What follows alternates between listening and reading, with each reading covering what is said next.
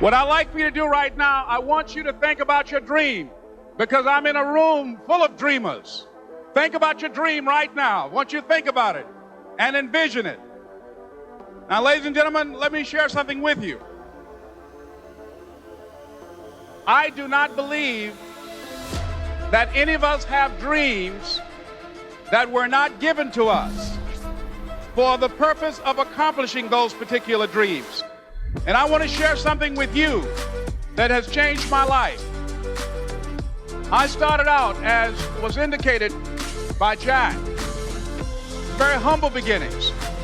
I don't know what that dream is that you have. I don't care how far-fetched it might appear to be. I don't care how disappointing it might have been as you've been working toward that dream. But here's what I know, that dream that you're holding in your mind, that it's possible. Let's say that together, please. It's possible.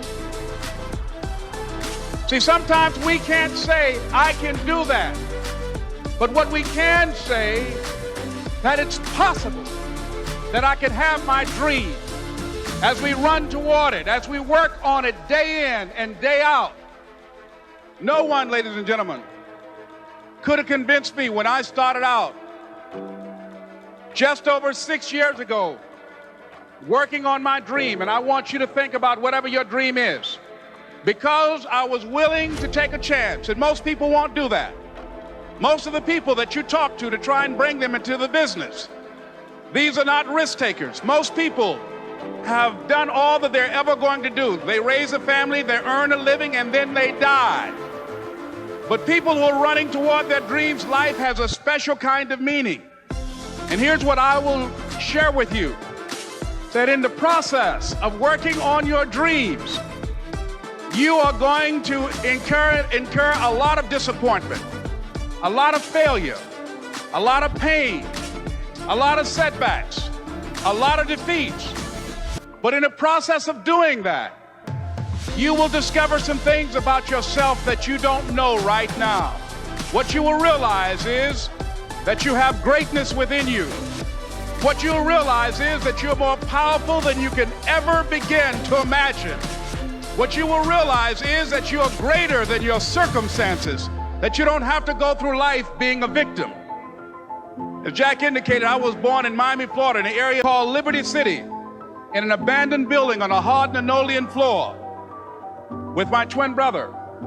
We were 6 weeks of age. We were adopted. When I was in 5th grade, I was identified as EMR, labeled educable, mentally retarded, put back from the 5th grade into the 4th grade, and stayed in that category until I got out of high school.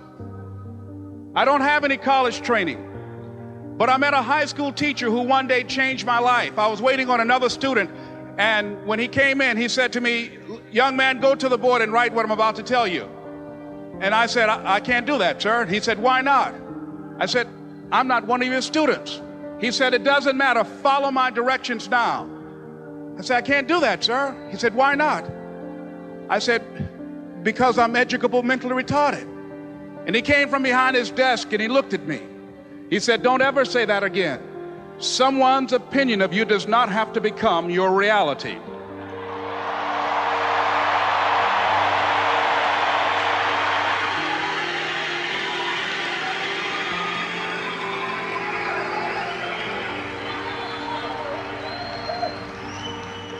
And that man, Mr. Leroy Washington, did something for me. He started planting seeds in my mind that enabled me to begin to dream, as Dexter has been doing for you. And ladies and gentlemen, I started working on my dream. And most people don't work on their dreams. Why? For many years I didn't. One is because of fear. The fear of failure. What if things don't work out? And the fear of success. What if they do and I can't handle it? The other thing is that most people, ladies and gentlemen, they get comfortable. They stop growing, they stop working on themselves, they stop stretching, they stop pushing themselves, and they end up becoming very cynical about life, and they throw in the towel on themselves, and on their families, and on their dreams. And the other thing is that most people don't feel worthy. What I'm doing now, I could have been doing years ago. But because I did not have a college education, because I didn't believe in myself, because I allowed other people's opinion of me to control my destiny, I didn't act on my ideas. So I applaud you for your dreaming, for your running toward your dream. I applaud you for believing in yourself, because that's what life is about, stretching and challenging, looking for ways that you can begin to improve yourself. And ladies and gentlemen, as a result of stretching out, of acting on my dream, and I don't know what that dream is for you, I can tell you that it's possible.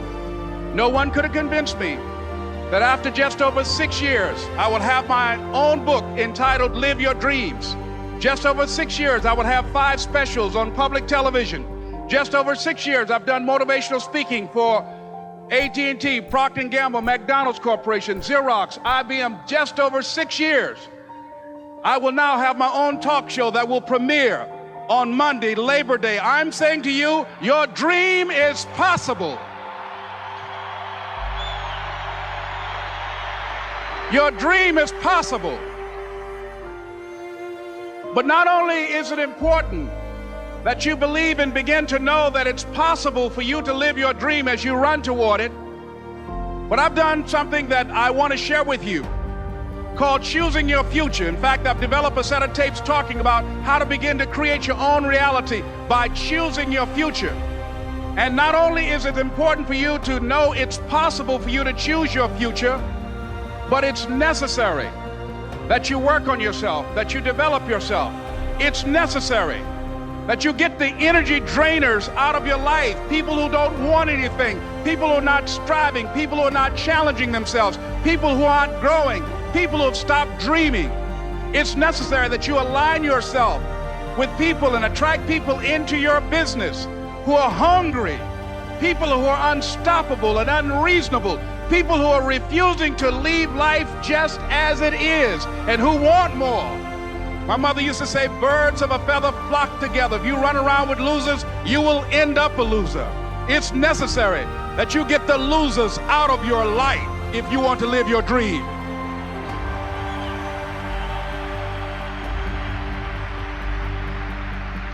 It's necessary to know that everybody won't see it, that everybody won't join you, that everybody won't have the vision. It's necessary to know that a lot of people like to complain, but they don't want to do anything about their situation, that you are an uncommon breed.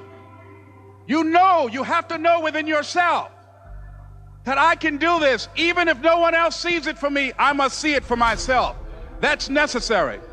It's also, ladies and gentlemen, necessary that you be creative when you're working on your ideas, that you understand the importance of changing up, of readjusting your strategies. Many times we can have a great idea, but if you're not advancing it in the right way and things don't happen, you become discouraged and think the idea doesn't work. No, that's not true. It's necessary that we become creative. I remember when I was in New York walking down the street, and a guy approached me and said, "Hey, mister, can I shine your shoes?" And I said, "No, I'm in a hurry. I don't have time." I kept walking. Someone else said, "Hey, man, your shoes look cruddy. May I shine your shoes?" I said, "No, I don't have time. I'm sorry, I'm busy." And I was walking fast, and many people solicited me for my business. And then finally, a young man stepped in front of me, and he said, "Excuse me."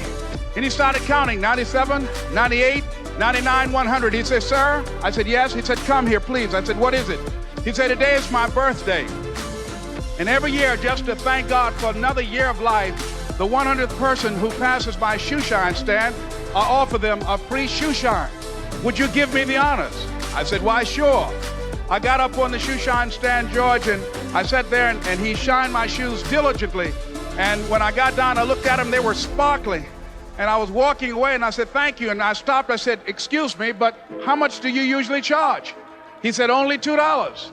I said, "I tell you what, today's your birthday. Here's $5, keep the change." He said, "Thank you."